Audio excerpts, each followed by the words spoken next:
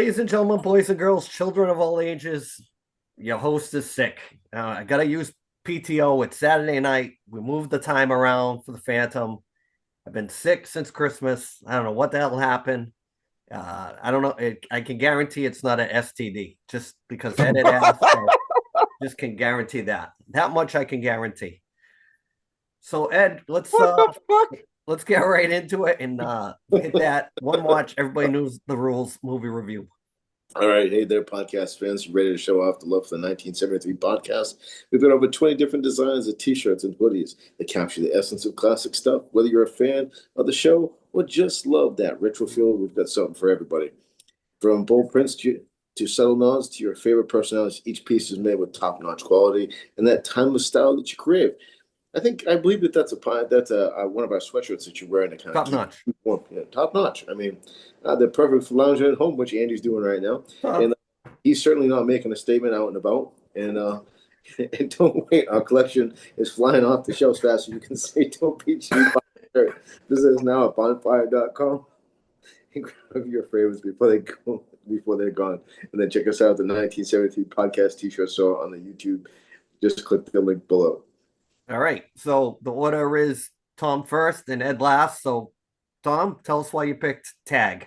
All right, I picked the movie Tag. It was released in 2018, starring Jeremy Renner, John Hamm, Ed Helms, Jake Johnson. I'm gonna butcher this name, Isla Fisher, Leslie Bibb, and it had a quick cameo by Brian Dennehy, which I forgot about until I was watching the movie. It's based on a true story.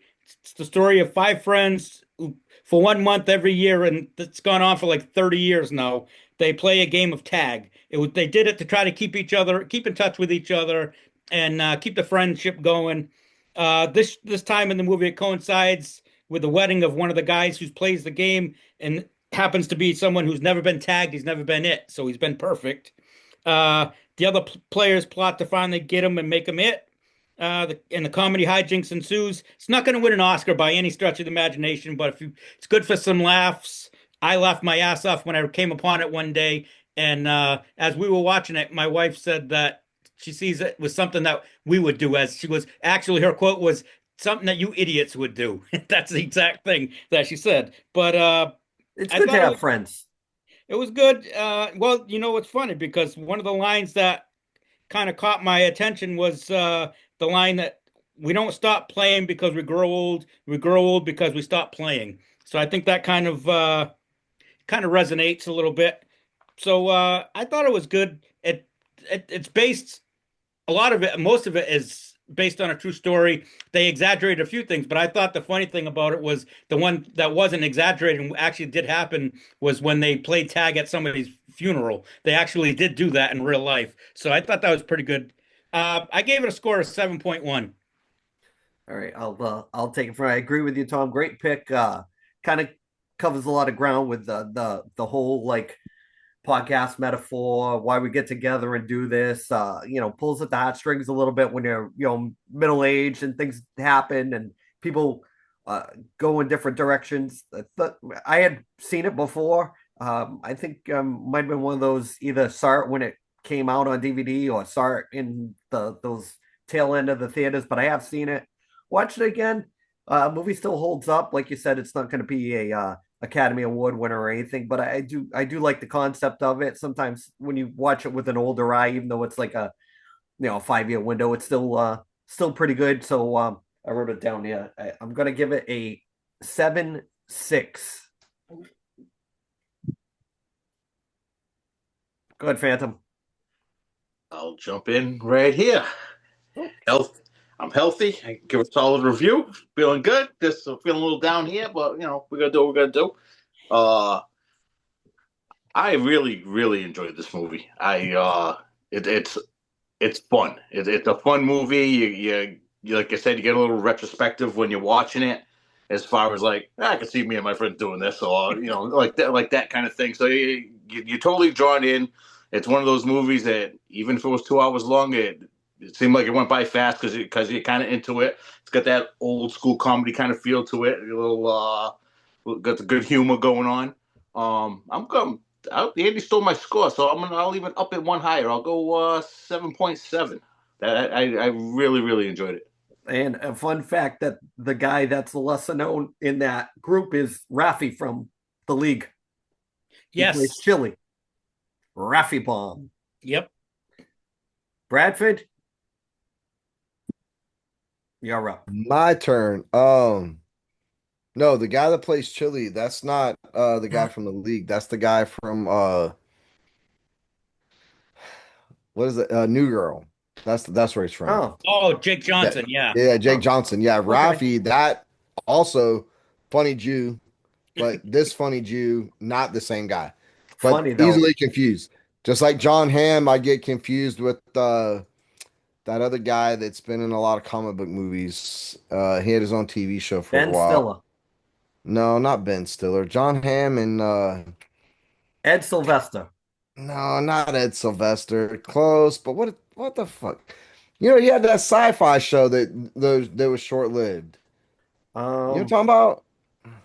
Nathan Sci-fi Fillion? show. Hunting Hitler? Nathan Fillion. Yeah, John Hamm and Nathan Fillion are like guys that can get confused all the time. Anyway, Tag, funny movie. I was pretty much sold in like the first 5 minutes when John Hamm throws the chair at the glass and it bounces back at him. I sat down and watched it with Lucas and fast forwarded through the inappropriate parts. Now the whole family's playing tag. Yeah, it's like a thing now. Like it's running every day. Who's it? So that's cool. And I definitely thought of like the podcast bros. I was like, this is like, in 2018, I guess, they were trying to find a reason to play tag, and now it's, in 2025, we're just podcasting. Yeah. So So Tag, you're it. yeah, same thing, same That's difference. because we're too lazy to run around. That's Yeah, true. for sure. Yeah, For it's sure. tough to run around when you think you're gonna shit yourself too. Yeah, and we're all like geographically separated, so it's like No we do it. excuse. Yeah. No. Well, Brad, actually, the three of them live within 15 minutes of each other. So, I mean, Yeah, so y'all can play tag all the time. Yeah, right? but I don't like to play tag without pants. Yeah. They Put your get pants sick. on. That's how you get sick. That's Yep. how you get sick. Yeah. It's a very comfortable 70 degrees down here in coastal Mississippi, by the way. So We got 4 inches of snow last night. Yep. I was wearing shorts, a t-shirt, fishing today, and I was sweating my dick off. So I'm very fortunate to live down here, except during hurricane season. When we get 4 inches of snow up here, it's called the Caucasian. Yeah, for sure. So, I big aspirations there. Aisha Fisher stole that movie, dude. She had some awesome one-liners in there. Oh yeah, and bro, she is like my top 5 in Hollywood. I mean, she is something, man. Is she the one that was married to Borat? Yep. Yeah, dude. She just always plays like the crazy psycho girlfriend. I got a thing for psycho girlfriends. Allegedly. So I subtracted points because it went just 10 minutes over my standard 90-minute rule. I did subtract points because this was a documentary in disguise because it was based on a true story. And then I subtracted points because they put a black guy in the movie, even though none of the friends were black at the end. So I'm like, where did the black guy come from? The whole friend group was white, a bunch of white dudes from like Massachusetts or some shit. Spokane, What's that, Ed? Spokane, Washington. Same difference. Spokane, Washington's the West Coast version of Boston. So I give it a solid 6.5. I mean, I liked it. I enjoyed it. I would recommend this movie to anybody to watch. It's like a fun movie, dude. It's a super funny movie. Like I really enjoyed it. All right, Ed. Time to play cleanup this week. All right. Well, I really thoroughly enjoyed this movie. It really is it's really just a fun movie. For the three people on this panel, if you remember, there was a game that we used to play all the time. When we were especially it hit really big at Vincent Barbarino's not engagement party, freaking bachelor party. Bar mitzvah. Yeah, there you go. Well, Anyway, the brisk. maybe brisket, but anyway, no, but I thought it was a good movie, very entertaining. I feel like that you could really just It's one of those movies. It's kind of a feel-good movie. Just really entertaining. I mean, I don't think it's gonna win an Oscar or anything like that, but I mean, just entertaining, funny movie. Like a lot of the, kind of some gags and stuff like that in there, and I just thought it was a good movie. I'm gonna give it a 7.1, and Nice. All right, that's pretty solid. let's get a tally on the what's the final for tag, Thomas?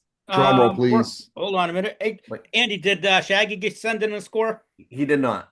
He Okay, did hold not. on. He did not. He ghosted the podcast this week. All right, hold on. You can never get into the inner circle like that. All right, go on to the thing. Hold on a minute. I'm having technical difficulties. Okay, all right. A little bit of Ed math. Ed, Ed, help him out here. I don't know. I wasn't paying attention. come on. Lend a finger. This is why I have to show up sick to keep the format going. All right, Ed, what's your pick for next week? What's one watch? Everybody knows the rules. Homework. I'm gonna say it to you like this. I'm gonna hold off on the original one that I was gonna pick Oh, because I don't want to because it's probably a little bit too close to a documentary, but it's not. It definitely goes way over Brad's 90-minute time limit. jeez. So, What are we watching? Roots? no, no, no. So I'm gonna go with the Sandlot. Oh, all right. The original. You're not going to start with number 3? No. All right. Bro, The Sandlot, again, got that movie memorized. I don't even have to watch it. Well, all right. So it But I will. You're Thomas, killing me, Smalls. Yes, the score for tag was 7.2. 7.2. Very good. Anything over Where? 7 is definitely in the podcast wheelhouse. What do you got there, Bradford? I see you're snickering.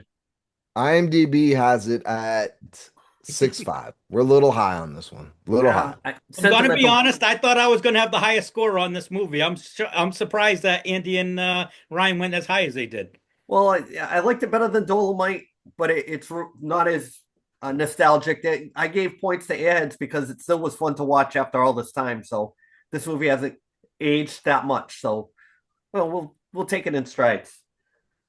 All right, so time for sports talk, and I'll let you take it away, Thomas. You want to go to sports or wrestling? It's up to you. It's your show. We'll do You're at the wrestling. helm.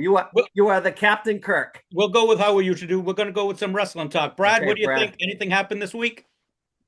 I don't think there's been a whole lot. I mean, they pre-taped Raw and SmackDown, and per the PTO. usual, he's out, probably throwing up somewhere.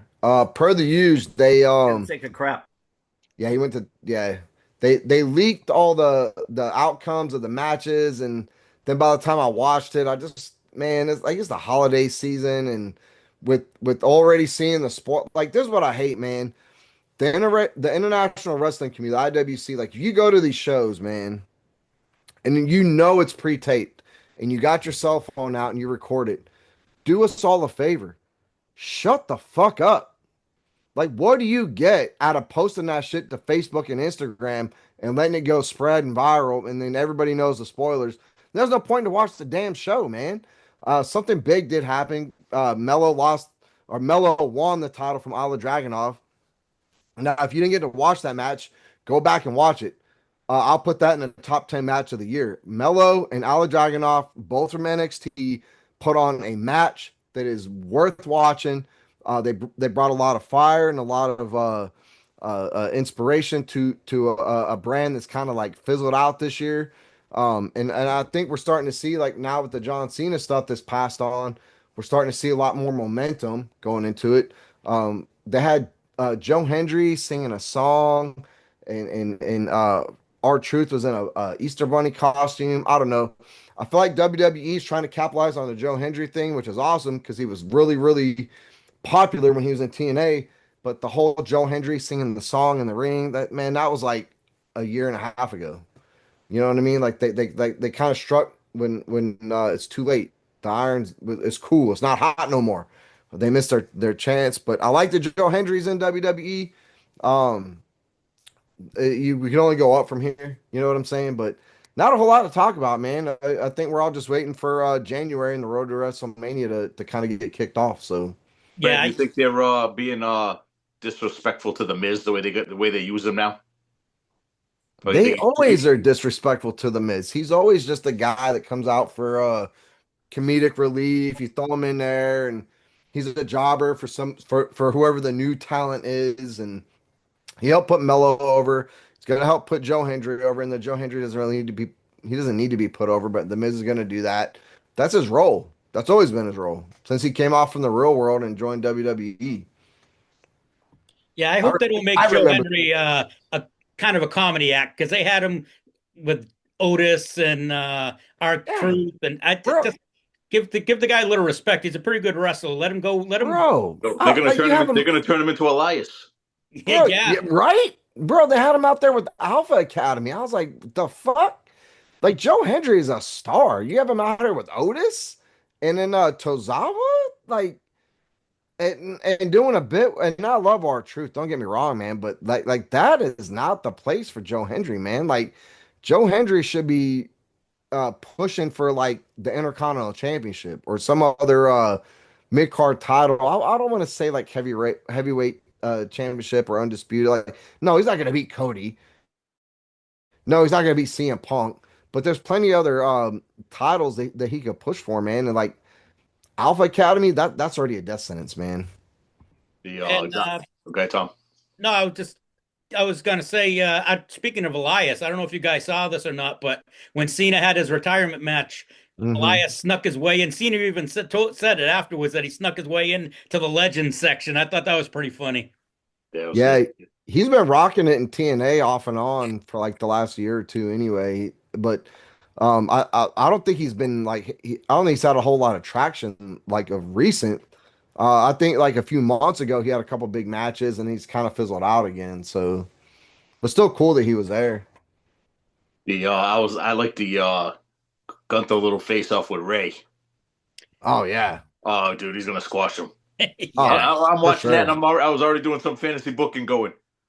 I don't think they'll do it, but if that's actually Ray's last match versus Gunther, Mm. they should have Gunther destroy him and have Dirty Dom come out and save his father for like the last match, and then from there go face with Dirty Dom as like the Eddie Guerrero good guy. Hey, I think that'd be killer. I mean that would be super emotional, man. Because I'm already a huge Dirty Dom fan, even as a heel. If He he came out to save his dad, Have it that'd be be almost lit. like he's breaking character to Yep. to try to make it a little bit more real, you know?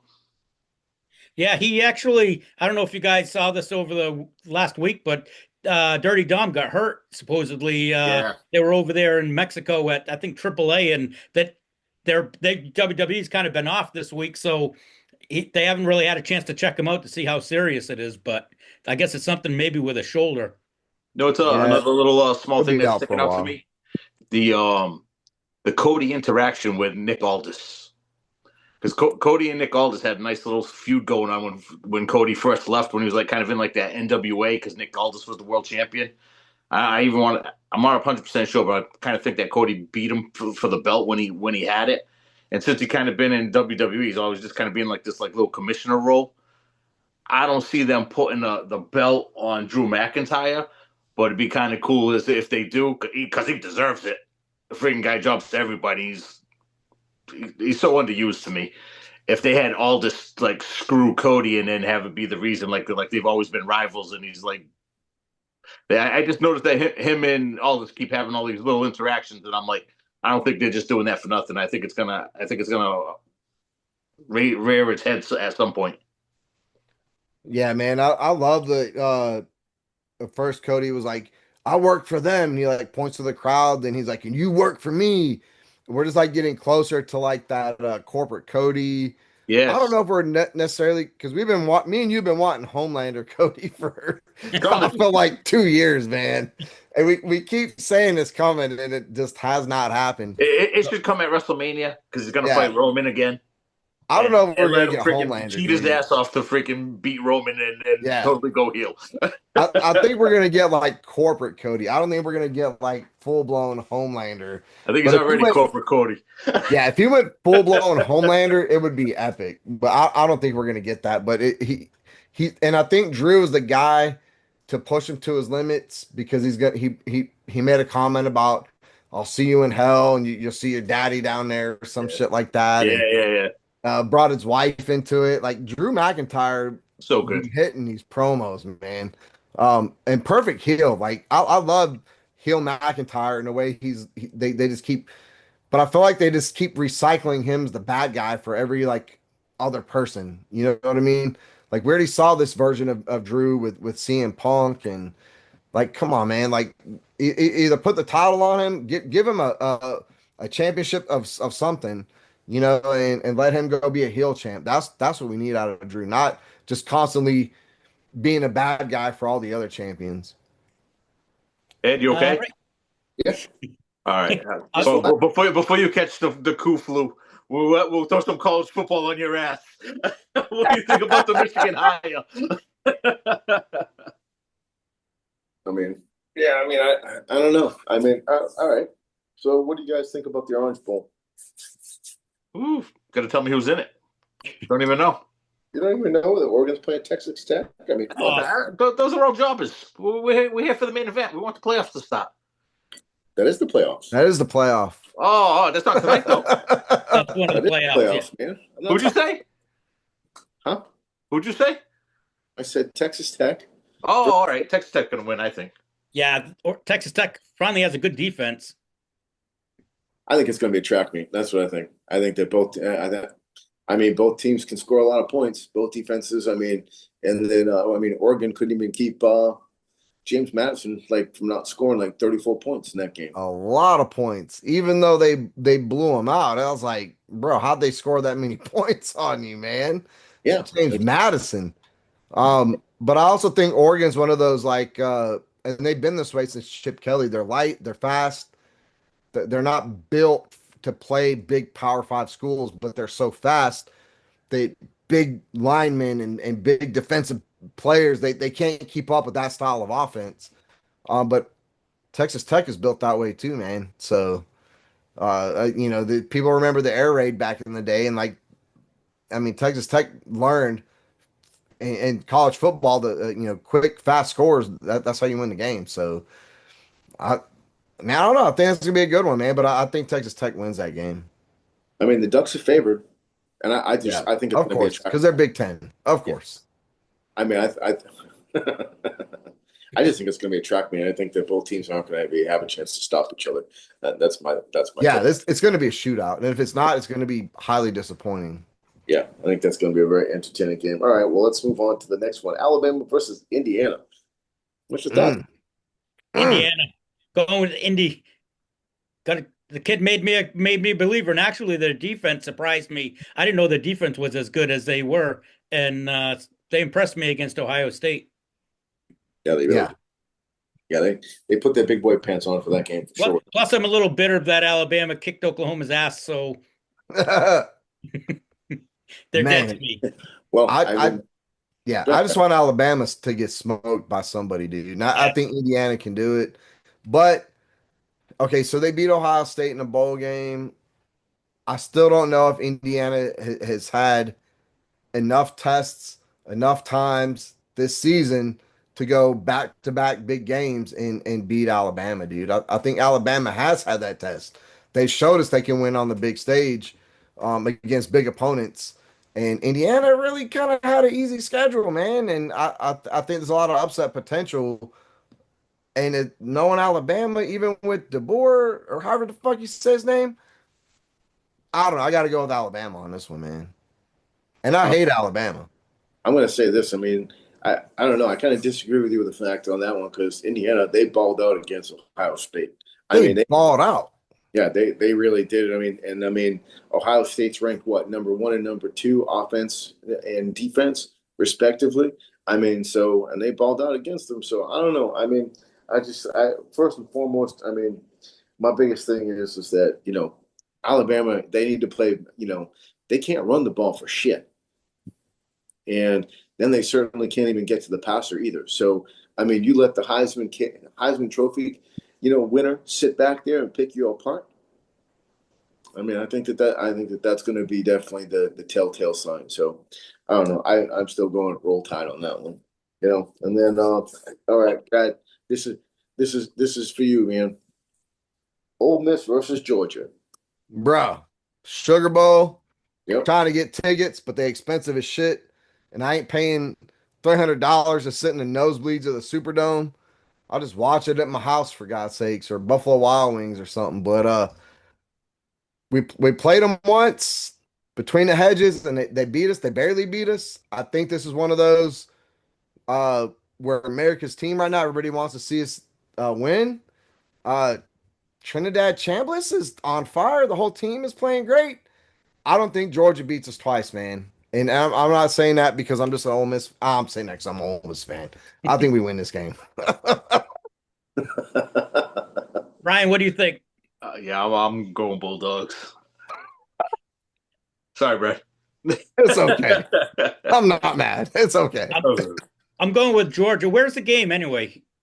Sugar Bowl, Superdome, Okay. Nolans. I got to go with Georgia. I think that kid, what's the quarterback's name? Stockton. I think Yeah. he's going to be he's a dual threat. I think it'll be a good game, but I think eventually Georgia's defense is a little bit better and will stop them when they have to.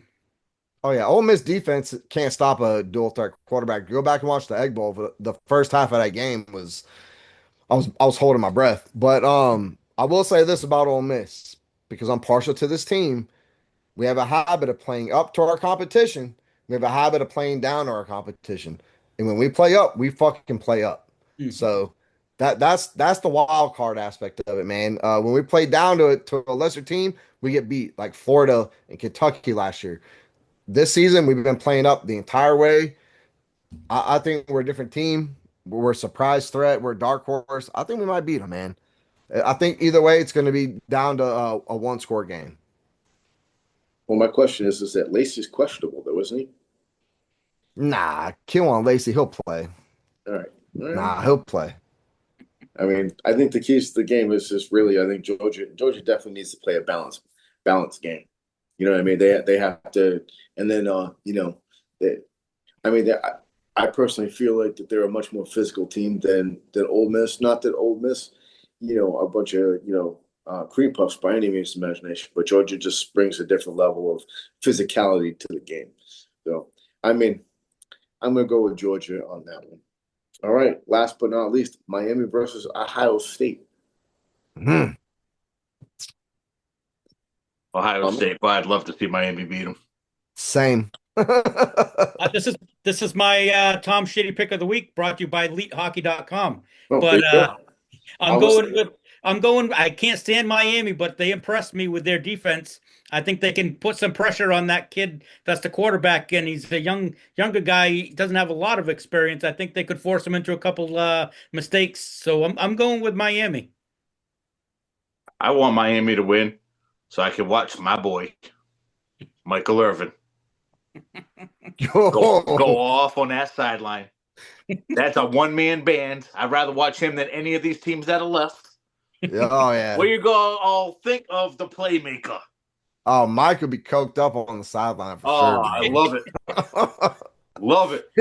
He gonna be fully coked up. He gonna have a heart attack if they win. That guy should be on the sidelines for every Cowboys game. Oh yeah. Yep. Make him the defensive coordinator. Can More balls than the guy they got now. Bro, at this Go ahead, point, Brad. anybody on the podcast go be the defensive corner for the Cowboys and do better. Can we any talk one of us about could how do that. bad the NCAA has screwed this up by not having a game this weekend? I mean, granted, you give these guys an extra week, but come on now. You had all the momentum and now you're giving it's to me it's a waste. They had these last couple of days, they could have had a game. When Ed kicked us off, I thought he was talking about the Clemson game that was on earlier. I'm like, I don't pay attention to this shit. Oh no. My keys to this game is that Carson Beck, he's. I think if Ohio State gets in his face a lot, I think that Ohio State's going to win the game. But I mean, if Miami plays the way that they played last week, man, who knows what's going to happen? I mean, because Ohio State's #1 offense and then #2 defense. I mean, and they have Matt Patricia with 2 weeks to get ready. So I don't know, but my heart wants Miami because I mean I'm a U guy.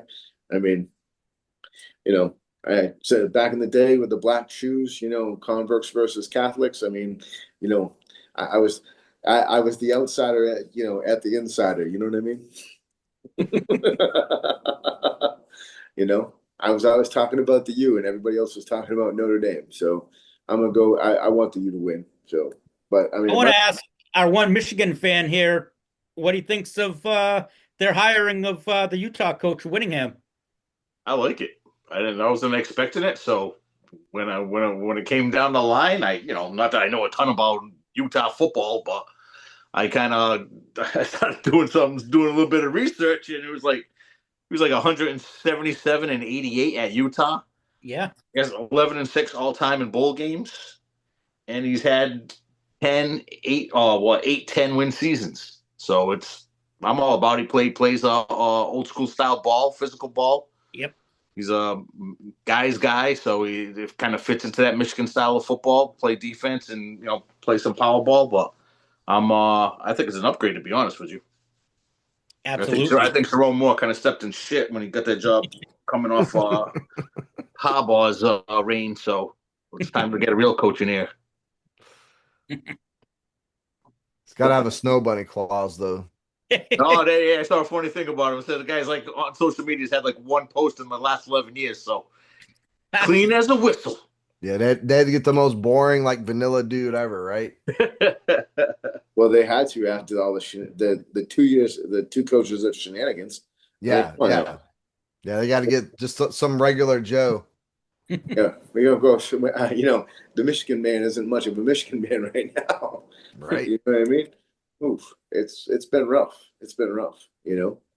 I want to jump to the NFL for a second and just like I'm a Patriots fan, so I'm glad that it happened the way it did last Sunday night. But can we say that Harbaugh screwed that game up completely at the end of the game? Where I mean, Derrick Henry had 128 yards rushing, and then the last two drives of the game, he wasn't even on the field. I mean, what the hell? Your starting quarterback's out. You have Derrick Henry on the. I mean, and you're not playing. What the hell was going on with that? The lost season. Yeah, it's a lost season. Why are you going to play lost season? He's got 100 yards tonight in the first half. Had 64 in the first quarter, bro. Yes. Yeah. And here's a little piece of irony for you, Ryan. The Cowboys had a chance to sign him. Hold on. ESPN is playing an ad. The Cowboys had a chance to sign Derrick Henry a few years ago, and Jerry Jones said the cost was too high. Turns out he never even called the guy. And tonight, the irony is he passed Tony Dorsett as an all-time leading rusher. So he's a rusher. He's like number 9 or some shit now in the NFL. So a little bit of irony. Jerry could have had somebody better than Tony Dorsett if you just would have signed him a few years ago. Can you imagine Derrick Henry with that offense we had this season? Bro. Javonte Williams. He ain't no Derrick Henry, bro. He's more Derrick Henry than Derrick Henry is now. Nah, shut up. Wait, you think Javonte Williams is gonna be this level of a rusher next season? Nah. He will be at least 60% less. And every year after, I was like, it'll be all the things that went wrong. I was pleasantly surprised with him. Pleasantly surprised. That is not sustainable performance. Let's be honest. Yeah, I'd like to stick with the Ravens for a second. So, what does everybody think about what's his name, the quarterback? Jackson. Yeah, I mean, there's reports coming out now that there's like some fractures going on, that he may be kind of on his way out, and they're talking about like possibility about him going to the Jets. Oh. If he can control where he goes, I don't think it's going to be there. Yeah, not going to be. I mean, unless they pay him just some exorbitant amount of money that he's just like, bump it. I don't want to win nothing if I'm paid. You know what I'm saying? Which he should go to Miami. Miami. At least it's nice there. That's a good fit. Tennessee. From Miami. Good fit. Who's playing that same tune? Joe Burrow. Yes. Yeah. I mean, I think Joe Burrow's doing his best to try to force their hand and get him a line and get some defense, but bro, how can he gets big bucks. Higgins gets big bucks. Pay cut then. How can you force the big hand when you're one of the highest paid quarterbacks in the NFL? Hey, that's their problem. Like look at the Cowboys right now. You got the highest paid quarterback, the highest paid wide receiver. Your some of your defensive stars, Trayvon Diggs, one of the highest paid. How many games did he play this season? Right? Cincinnati Bengals, you got the highest paid quarterback, two of the highest paid wide receivers. The Eagles, highest paid quarterback, two of the highest paid wide receivers. You ain't got no money to pay the rest of your team. Now the Eagles have made it work. So they keep drafting the Georgia Bulldog defense, to come plug their holes, and they've hit on that. But that's not a sustainable practice, man. Because like eventually those guys' rookie contracts are going to run up, and they're going to get bought away in free agency to the highest bidder. Yeah. But these quarterbacks, these receivers, these running backs, they want the big money that they complain when their team can't win. When you have the sorriest defense in the NFL, but one of the highest producing offenses, well, that's why. Can everybody be the highest paid at their position? Some somebody's got to take a cut, Hey, look at Tom Brady took a cut, and then Bill Belichick wasn't spending none of the money. right? So fuck that. Give me my money. Give me my money. Hey, me. I think that landscape is changing though, because these dudes are getting paid so much in NIL money. And I was talking about this with one of my buddies at work. Like they're getting paid so much in college. If they get drafted, Getting a pay they're cut. taking a pay cut, bro. And they got to take a pay cut for 3 years, 4 years before they get their actual contract. These dudes don't want to do that. They're thinking about the money right now. It ain't about winning Super Bowls anymore. It ain't about winning national championships. Nobody gives a shit anymore. They want to get paid. This is the life-changing money for an 18, 19-year-old kid who wants to win a national championship if I'm getting 1 million, 2 million, 3 million a year in NIL money. I'll be on the worst team in college if I'm getting paid that. If I'm the best college quarterback, I don't think I'll play for a Power Five. Put me on some sorry ass team, bro. I don't care.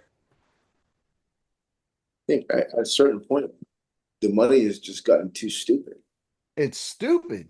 It's You know, not competitive anymore. Nobody wants to win. but I mean, if you also think about it, like because these salaries for the players have gotten so high, and I mean, now granted, a lot of these are being subsidized by the media contracts with the TV deals and everything like that. But I mean, Brad, you said it earlier about about not going to the game, going to the Sugar Bowl, right? It's what, $250 or $300 a seat, and then on top of that, it's $16 a beer. $16 a beer. That's why you $60 for pregame. parking. Yeah. And I'm Yep. thinking like that. And so the thing $12 a pretzel.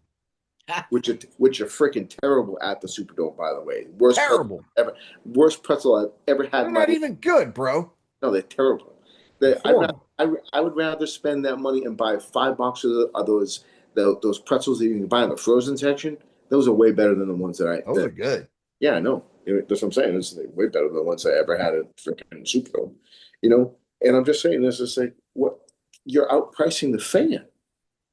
Yep. Like, I mean, I remember back in the day, Patriot tickets weren't that expensive. I mean, they were affordable. You know what I mean? They weren't like something that you could do every single day, but regular people could have, you know, season tickets.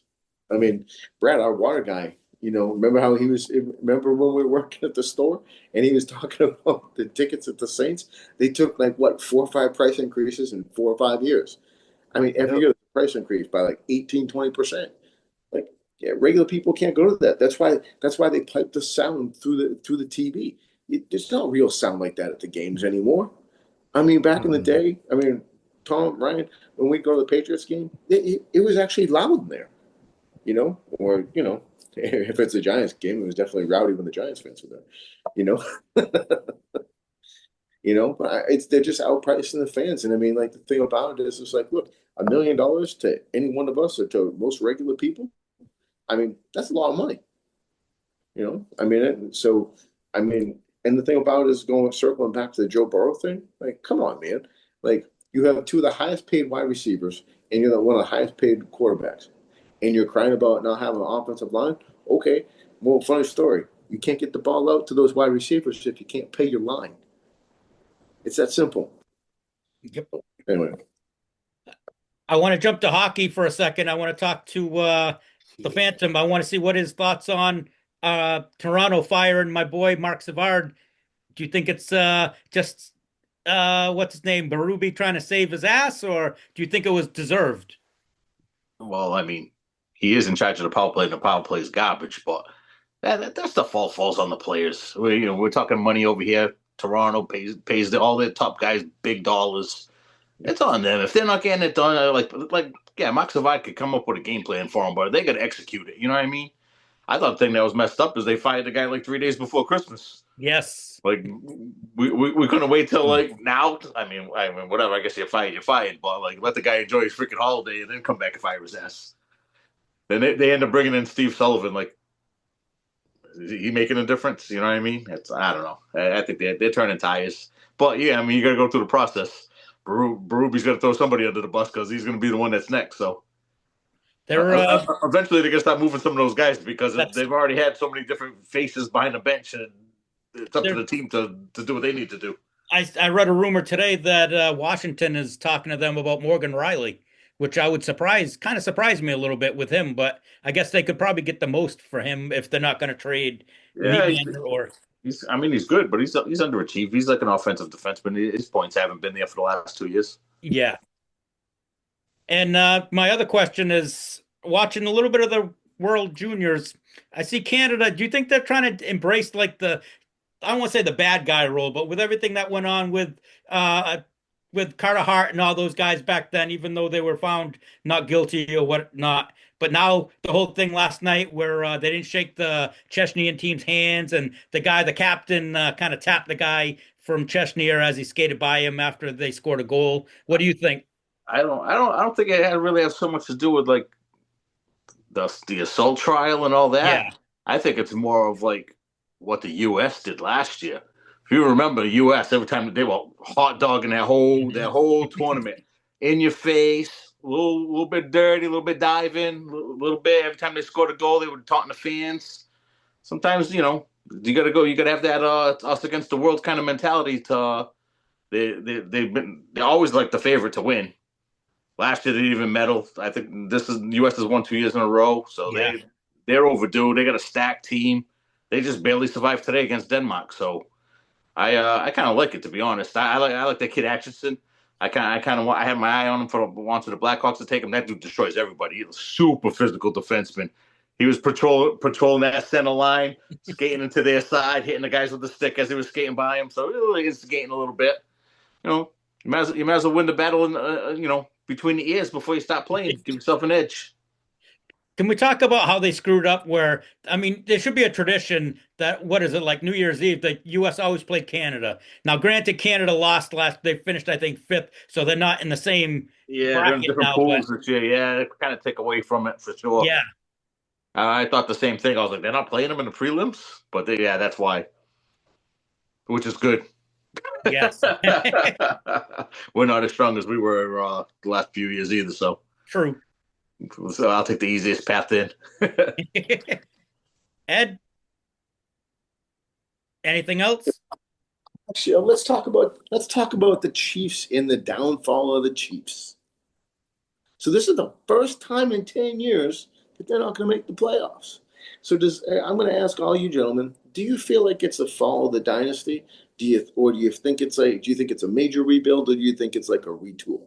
I mean, because a lot of people are thinking, it's kind of like it's a retool, and then there's a lot of people like, not many people saying that it's going to be a complete overhaul.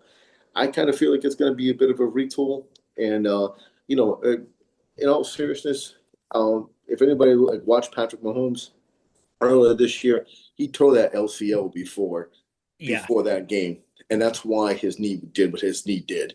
His knee was unstable before that happened, and having that LCL problem created the instability in the knee that caused that ACL. So just basic biomechanics.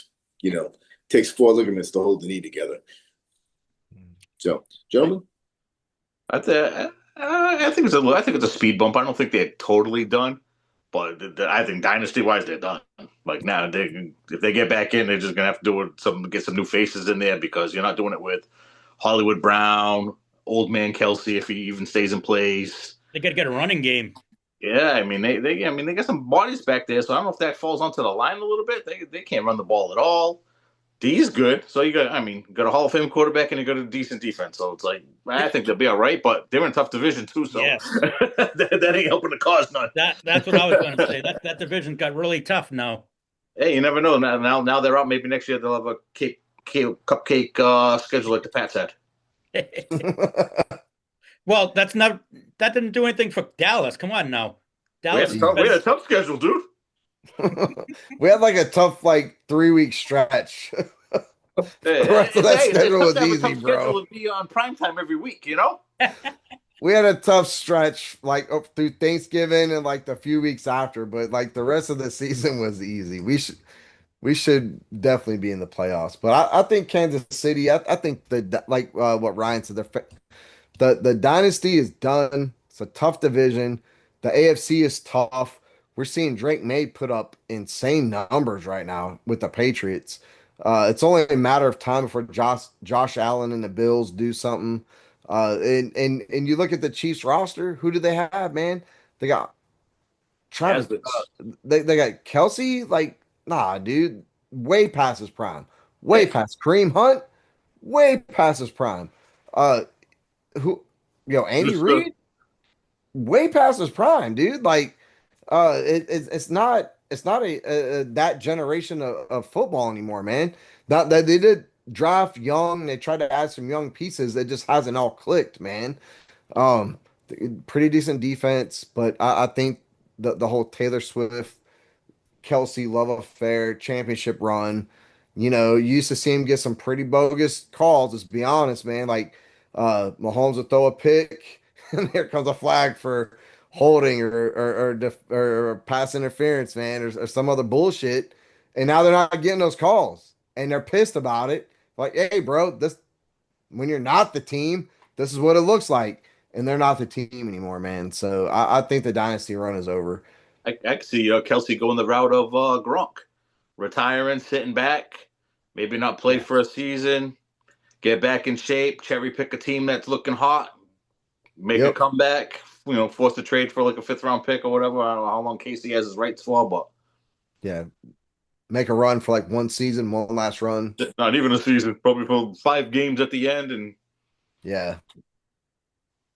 I don't know. Gronk was a madman. He fueled his body with with alcohol and I don't know, probably a way little bit of it's the way it illegal should be done. activities. Kelsey's I just thought got Taylor Swift, bro. I mean they never won any championships, but I was kind of taken back by the Lions falling off too. yes. Bro. Is that a matter of losing that offensive coordinator? Is that just players not producing? I Uh What's that all about? I think it's, Jared Goff. I think it's because too many times they should have gone to the Super Bowl at least once, and that when they were playing the 49ers and he kept going for those fourth downs and not kicking field goals, and he let them back in. There you go. There's that, and then also the thing about it is like my question is like why is that defense always breaking down in the season? Why are your practices too physical? Because you need to. Because the thing about it is just like it's fine to be physical at the beginning of the year, but as you go through the year, you're gonna bring it back. I mean, there's so many guys on that defense that were just they're out. You can't play with guys that are coming in off the street. Yep. So that's my take on it anyway. But I agree. It's surprised to see them fall off like they did. Yeah, I definitely had them in probably the final four teams, probably, and getting to the end. They already Montgomery's already he's bitching all of a sudden now about carries, and it's like, oh, here we go. Yep. Team ain't making the playoffs. The dudes are already freaking. All the rats are gonna jump off the ship. Yep. Well, then they had the 6 turnovers the other night too. I mean, that was ridiculous. Oh, Goff. That's the second game this year he's had like that, and that's a go home game too. On top of it, so Yeah. Yeah, they're going to have to start thinking for the future with a quarterback. He's got to be what in his mid 30s, early 30s. Early 30s. I'd say early 30s. Yeah. Yeah, Yeah. Goff turned out to be pretty decent for the Lions, but let's be Yeah. honest, man. He's not a generational talent. He's not a take your team to the next level guy. They did the best they could with him. I think he's They like a got top 15, no? Yeah, they've got the pieces in place, man. But nobody's going to be thinking of except for Lions fans. 10 years down the road, they'll still be talking about Jared Goff. The rest of us are going to be like, Jared who? Like this is another Lions quarterback, man. Um, they definitely need another quarter. Dan Campbell, I think, is a great coach. He's a player's guy. He's a people's guy. He gets everybody fired up. Fuck, dude, I'm gonna go play football for Dan Campbell. You know what I mean? Like, uh, he's a people person, man. He can lead. He gets people inspired. But Sure does. um, I I think he needs like an associate coach that's like yes, an he's too analytic, aggressive. Way like an too aggressive. analytic guy. So when he Yeah, starts getting yeah, and somebody can give him, no, we're just gonna kick, we're just gonna punt. yeah, yeah, Let's win some yeah. games. Yeah, the analytics thing I think is more successful in college football because you have this other element of youth and inexperience. So the Yeah, analytics works more to your favor. Whereas in the pros, you have dudes that have committed their whole lives to being defensive coordinators or to playing their positions on defense. So that let's go for it on fourth down instead of punting. Let's go for it instead of kicking the field goal. It doesn't translate necessarily to the NFL. you know, it's Great funny. for college. I don't know if it's my age or like the way that we grew up watching football. Every time these teams go for it, and it's like they're on their own side of the field, I'm always like, oh, they need to punt. And then like I've been watching the game with my kids, and like, oh no, it's only 4-2. They Yeah, want to go for it every time. I'm like, you yeah. guys watch football like you're playing Madden on like video games. Like you just go for it That, no matter what. that's part of the problem right there. That's part of the Madden is part of the problem. See, I'm taking points on the board. I'm kicking field goals. I'm punting. Yeah, If you got a good D, nothing wrong with punting. yeah. Now, nothing wrong with punting and flipping the field. Yep. Nothing wrong with that at all Not whatsoever. as exciting. I know we want to see some excitement, but I'm trying to win games. Yeah.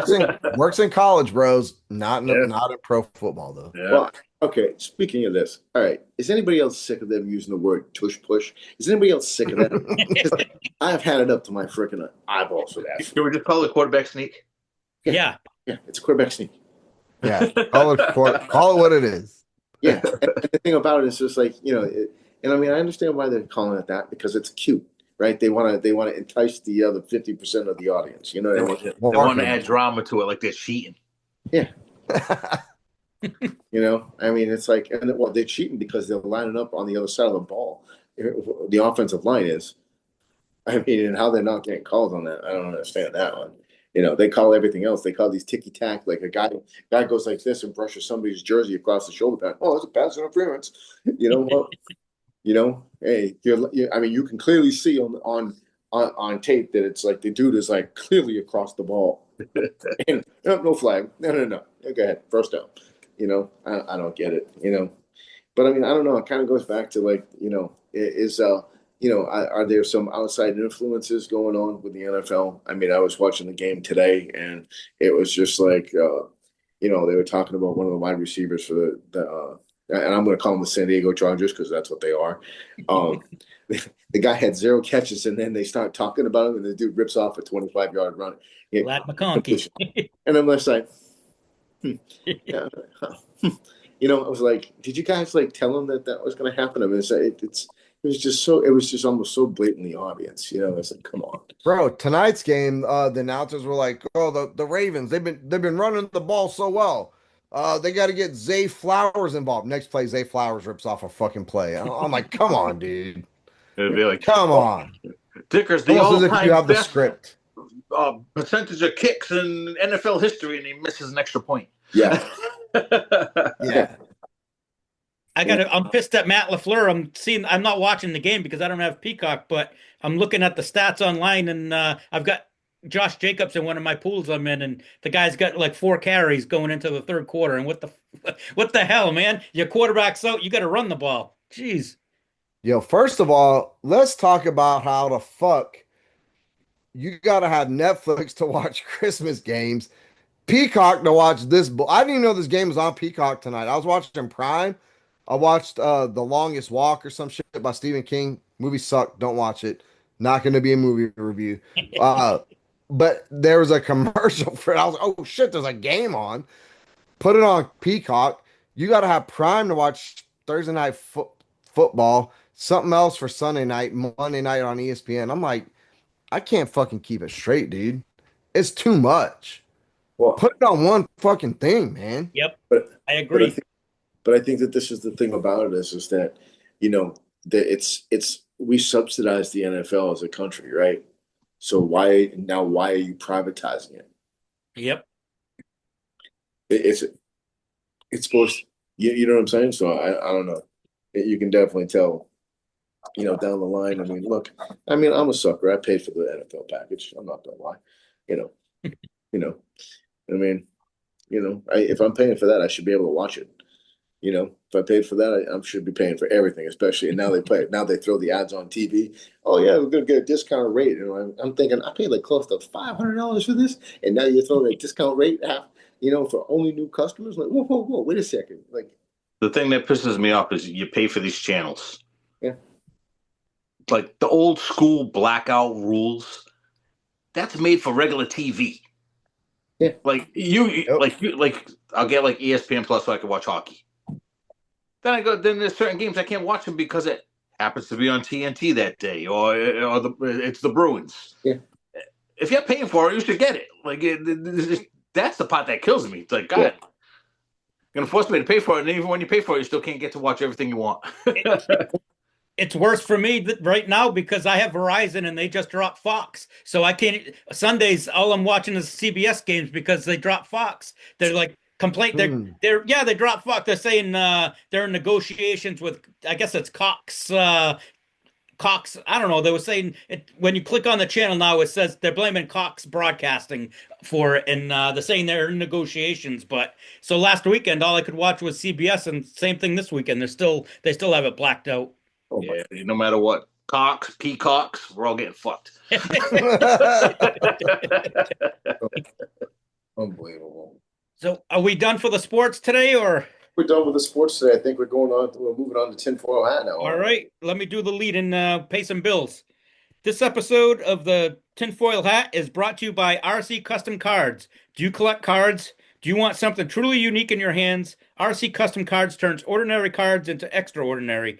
Custom designed cards created just for you. Whether you're celebrating a milestone, honoring a team or friend, or building a one-of-a-kind collection, RC Custom Cards crafts premium personalized cards built to impress. Great quality, great design, and 100% custom. Made for collectors, fans, and anyone who wants something special. Are you ready to elevate your collection? Head to rccustomcards.com and see what you can create. Tell them you heard it on the 1973 podcast. You heard. Let's get into it, fellas.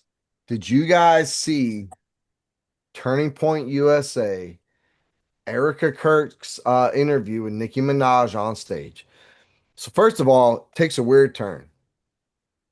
I don't know how it got to a point where they asked Nicki Minaj who wrote this, who scripted it, who put it on the teleprompter, but they said to describe uh, positive male role models, and she started talking about President Trump being this attractive, like uh, uh, you know, good-looking man that all men should look. I was like, well, pause.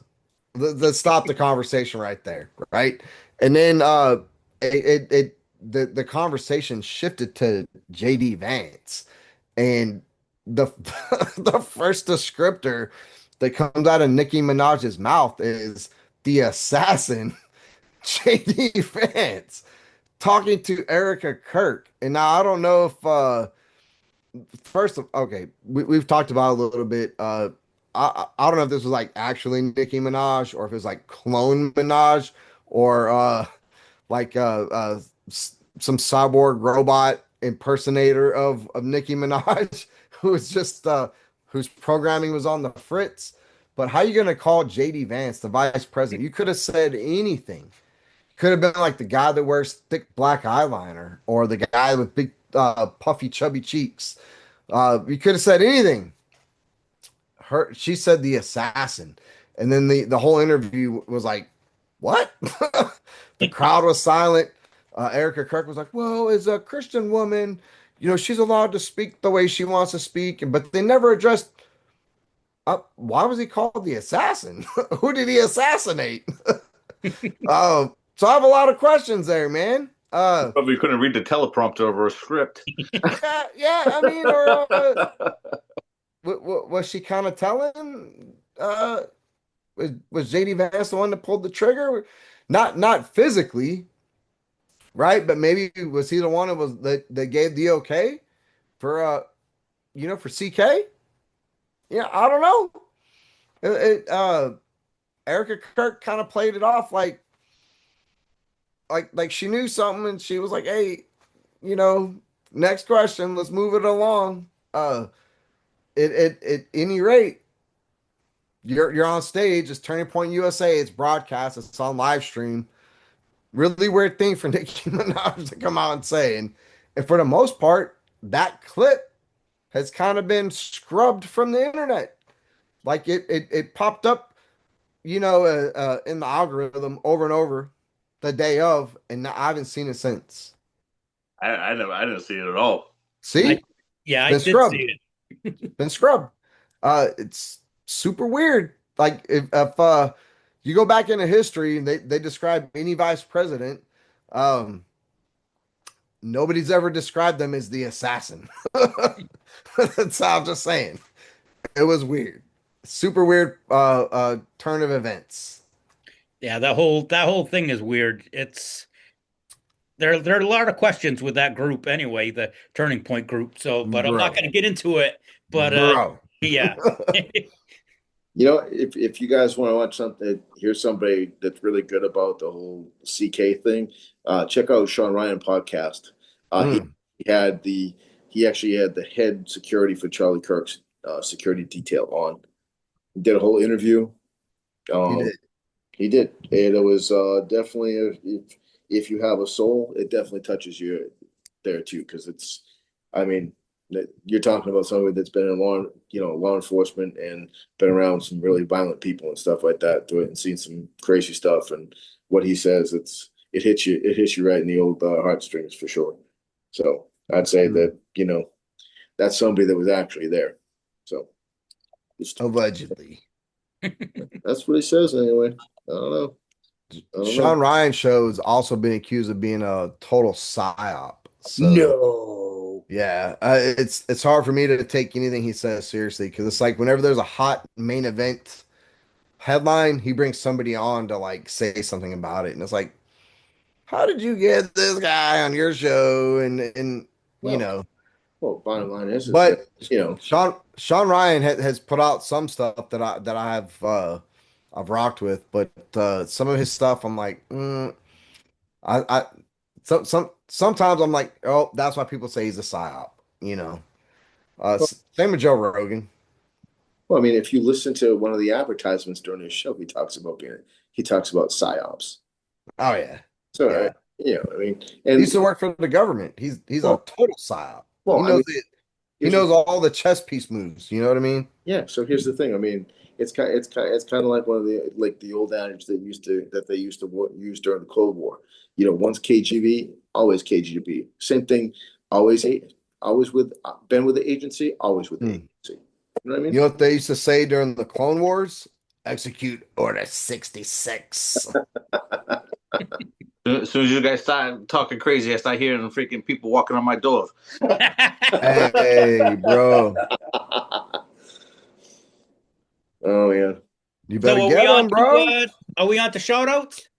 Yeah. Yeah. So we can do some shout outs. Yeah, some shout outs for sure. We go, let's start this off. Take charge of this. I'm gonna shout out the udder to our boat that's not here. Lost a bet to him. And Blackhawks took a beating from the Flyers. Rocked the old orange and black today. So hope you feel better. Picked a good week to be sick. Can't even make fun of me about it. Brad? Give a shout out to Andy. Before we started recording, he was had the hood on the hoodie and really reminded me of Emperor Palpatine. So I just want to say, did you ever hear that tragedy of Darth Plagueis the Wise? Andy, go ahead. Answer that one day. Revenge of the Sith. Quote. Top 2 Star Wars movies. Just a notch behind Rogue One. Where's Empire Strikes Back falling this? Third, Fuck. Rogue One, Revenge of the Sith, Empire Strikes Back. Everybody knows that. Revoked. Everybody knows that. Ed, you got a shout out? Sure. Let's see. Andy, I hope you feel better because it's no fun having to come out of both ends and sometimes three ends. That's even worse. And also Merry Christmas to everybody out there. Merry Christmas to you boys. And thank you so much, fellas, for doing this every week. It means a lot more than you think. And it's nice to see everybody's face every now and again, and no matter how ugly mugs we all are. But anyway. Well, I'll end it. I'm like Ed. I want to wish everybody a Merry Christmas, and I believe this episode is the last one before the New Year, so I'll wish everybody a Happy New Year as well. Happy New Year. I want to give a shout out to our fearless leader. His first the streak's over. I thought he was going for the Cal Ripken version of consecutive podcast episodes, but it's over at 150. And my last shout out, I want to thank I think his name's Anthony Joshua for knocking Jake Paul the fuck out and ending that whole thing. So hopefully we won't ever have to see his face again for a while. I was getting a little tired of hearing all the crap. Don't forget, the streak's still alive because he did the Cal Ripken. He took the one took his one at bat and then that is true. Stepped out of the game. So the streak is technically still alive. That is true. I didn't think about that. But also, Jake Paul got paid like $80 million to get his jaw broken 2 spots. So who's did he really lose? That's true. Was that thing rigged up to like the 4th round of like, don't beat me up till then? It was 100% rigged. The ref even like pulled him in and was like, "Hey guys, people pay good money to see this fight. Like you actually gotta fight," because Paul just kept hugging him and and trying to catch his breath. And then once the ref was like, "Hey, you gotta fight," it was done. But I don't know, man. The highlights I saw, it kind of seemed like Paul, I mean, he's in the corner, he's getting his ass whipped, but it got to a point where he's like, I'm just not even going to play defense anymore, and I'm not even going to block. It was just like his hands were down, blah, blah, broke jaw. So I don't know, man. Have any of his fights been legitimate though? Even if he loses, like, is it? I mean, that guy's doing more for boxing on fake fights than real boxing's doing. So absolutely, and keep putting him out there. He's getting paid so much money, and it's like ridiculous money, dude. Win or lose, it doesn't matter. Like he's getting paid. Bro, break my jaw for $80 million. I don't give a fuck. The best fight of the night was Andrei Arlovsky kicking the crap out of those 4 guys backstage. Oh yeah, the YouTubers. Yeah. Yep. That dude, Jack Doherty or whatever, he's always starting some shit though, man. Always, man. He starts shit and he runs, he puts on his YouTube and he gets a lot of clicks. Heard he's a psyop. Very well could be. He messes with a lot of OnlyFans models and stuff, and OnlyFans is a psyop, dude. Porn, OnlyFans, it's all a psyop. It's to distract you from what's really going on in your life and reality. That's all it is, dude. Well, all right. I guess for this week, I guess we'll sign off. Later. Although we can't sign off because our fearless leader has the thing, so I guess we're going to actually have to flip the button. Ed, I got you. Oh, you're it. We can't sign off because Andy's in control, so we just stay on until Andy comes back. Okay, that's a long. Just leave the room and he'll when he gets off the shitter, he'll freaking hit it. Later, boys. All right, boys. See ya. Good night. All right.